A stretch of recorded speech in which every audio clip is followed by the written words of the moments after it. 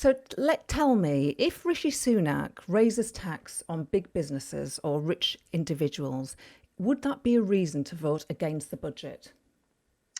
So, Gloria, actually, the Chancellor has already committed himself to raising taxes on families. He's done that with council tax, a 5% rise that he's forcing local authorities to put into place. So that has already happened, and it shouldn't have happened because our country's had the worst economic crisis of any major economy, and we seem to be the only country where we have a Chancellor determined to push through immediate tax rises right now on families at a time when our economy is still struggling. That's the wrong course of action. Now, if he wants to set out tax reforms for the future, of course, we'll look at them carefully. And in fact, the Conservatives have pulled us further and further away from the mainstream on, for example, corporation tax. We would look at a long-term plan very carefully. But should he be slapping additional costs, particularly on families right now, as he's doing?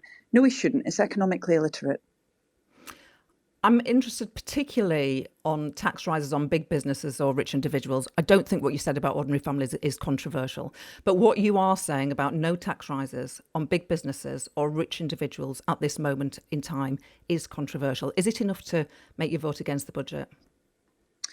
Well, as you know, Gloria, we don't actually have a parliamentary mechanism to do that kind of thing. The government sets out its budget, then there's a finance bill. Certainly in recent years, it's not been possible for the opposition to change that finance bill. So it's pretty much the government's baby, as it were. I actually have to say that that position around council tax, sadly, isn't one that the Conservatives are listening to. They seem to be very happy to go ahead with that approach, even although so many families are struggling. But, as I said, we would look at any longer term plans very carefully. But right now, the Chancellor, he should be focused on jobs and growth. And we've found just today additional news that the Chancellor has been, it appears, briefing his own MPs that he wants to get tax changes out of the way now so that he can then cut taxes before the next general election. He shouldn't be forced on his party's prospects. He should be focused on our country's economic prospects. That's what should be driving him right now. So I think what you're saying, please correct me if I'm wrong, is now is not the time for tax rises on corporations.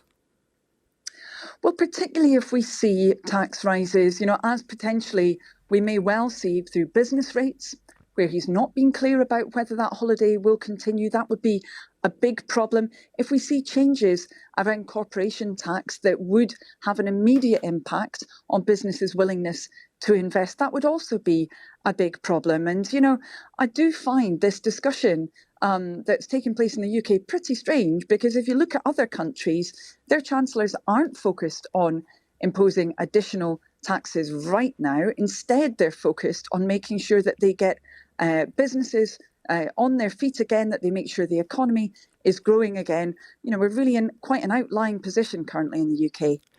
Why would it be a big problem, to use your words, to increase corporation tax on big businesses?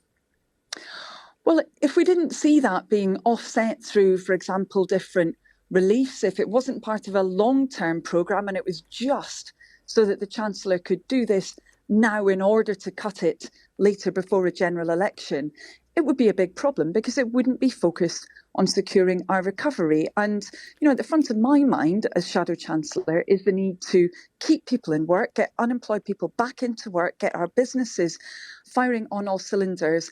Again, we've had the worst economic crisis of any major economy. That's what should be driving the Chancellor, not these political considerations that seem to be at the front of his mind. I know he wants his political party to win the next general election, but ultimately, he is the Chancellor with responsibility for our economy. He should be focused on its recovery. That's what should be driving him right now, not his political party's prospects. And so you think if you were to tax companies, I mean, you could even look at those that specifically profited from the pandemic, something like an online sales tax, you think that would damage the recovery?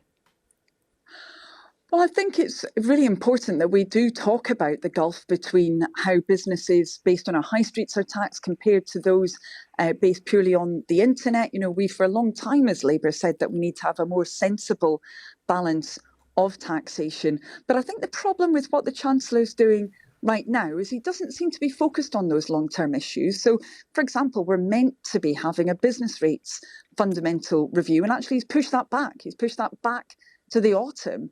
So he's not actually grappling with those issues. But he does seem to be very keen to, obviously increase council tax for families. That's the clearest example of this approach, really short-term one, and one that seems to be focused on his party's re-election prospects when he should be focused on securing our recovery. I don't know if you've read John Redwood's article in the Mail on Sunday today. He says threatening individuals and companies with tax rises would damage confidence. Seems like you're in the same place. Well, I have to say I don't agree with John Redwood on many things at all. I would say on this tax issue, if John Redwood was raising his voice against those council tax increases, I would be very, very pleased to see it, because 5% increase for many families is really going to make them struggle. If he was raising his voice against the short-termism of his government, the fact that they haven't provided that security for businesses and for individuals during this crisis, I would welcome it. I don't really see his intervention today doing that, if I'm honest with you.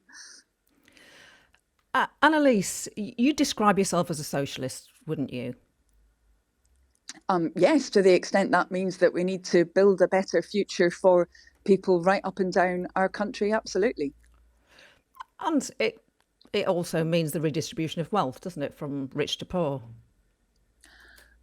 Yes, it does, but it also means us being in a situation where we don't see so many people in our country on poverty pay in the very first place. And actually, those issues about the labour market, again, are ones that our government should be focused on right now, but where we've seen some suggestions they're going in the wrong direction, that they're actually making the situation more insecure for many people. The richest 10% of the population received 50% more income than the poorest. I mean, you would want, as a principle, to redistribute some of that wealth. Well, I've always been clear, Gloria, that I want to see a more progressive tax system. I want to see a fairer labour market from the beginning, where people are properly rewarded for work. I don't believe that they are at the moment, but I also want to see a more progressive tax system into the future, absolutely. And I have to say that right now, really fundamental to achieving both of those things is having a strong economic recovery.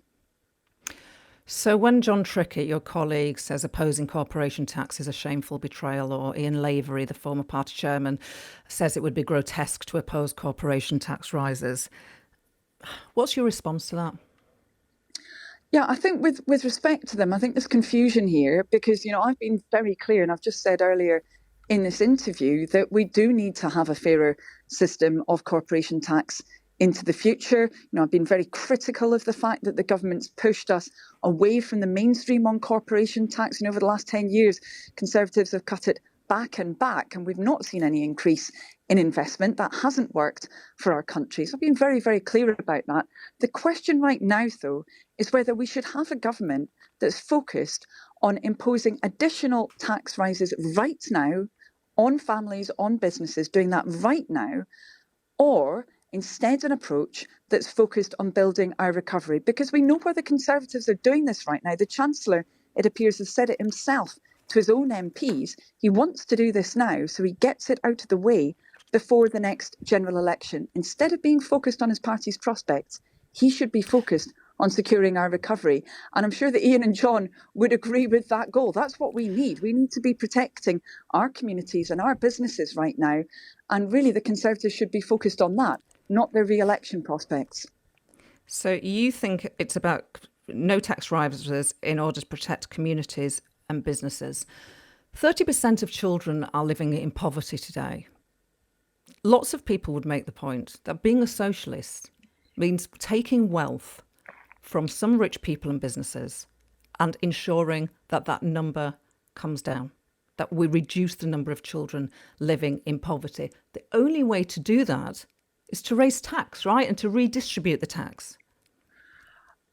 Sorry, Gloria, I think we're talking at cross purposes here. I've said, a number of times that I want to see a more progressive tax system. I would say again, though, it's not just about tax, actually. It really is about ensuring that people, for example, are properly rewarded for work, that we also reduce people's costs with the high cost of housing as well. We need to see all of those things take place so that we tackle that appalling inequality which has been so in evidence during this crisis, and which I think has been much clearer actually in the UK than in many other countries. It really is important that we tackle it.